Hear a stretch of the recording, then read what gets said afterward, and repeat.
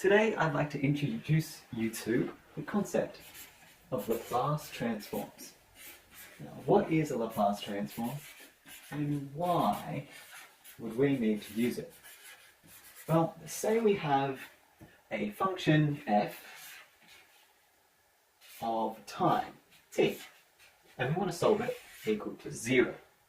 So that means we want to find out what t is equal to for function f equal to 0.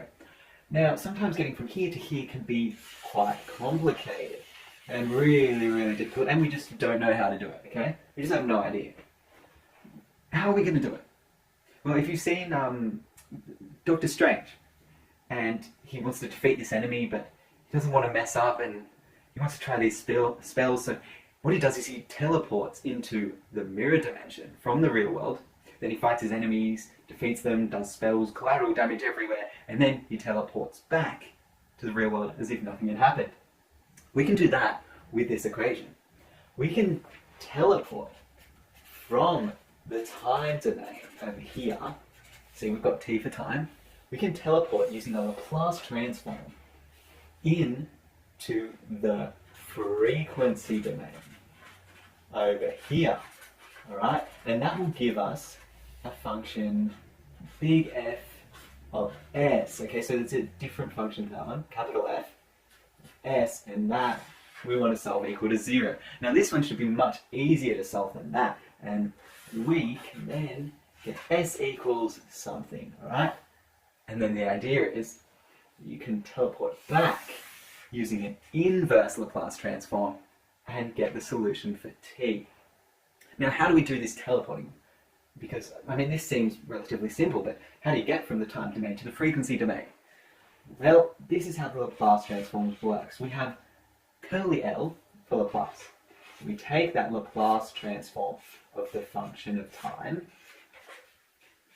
and that is, by definition, the proper integral from 0 to infinity of e to the minus s of t times the function in time times dt, and that will give us f, capital F of x. Let's do a really simple example of this. Let's say, I'll come over here. Let's say f of t is 1. Oh, how simple would that be? Okay, so the Laplace transform of that is going to be the integral from 0 to infinity of e to the minus st times dt, because that's just 1, times it in there, it's still 1. And so what we can do, we can then make it a proper integral by putting a limit in the front. So limit as L approaches infinity, we sub that L in there, 0 to L of e to the minus s of t times dt. Let's integrate the limit as L approaches infinity, and then we do it in brackets. Let's have this minus s has to go down to the bottom, go divide it. So we get minus 1 on s, e to the minus s of t from 0 to L. Now if you want to double check, you can just differentiate that and get there.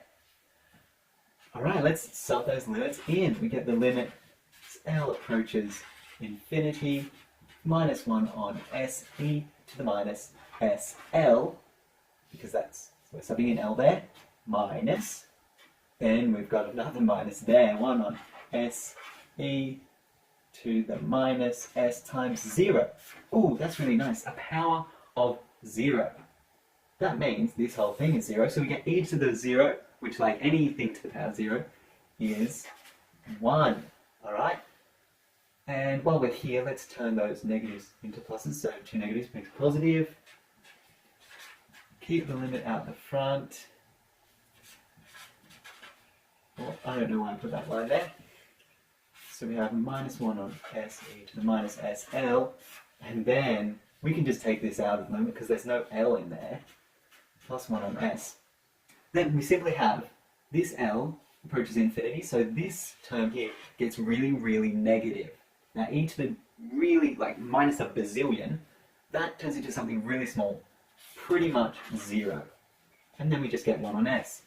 And that's how we teleport from the time domain into the frequency domain.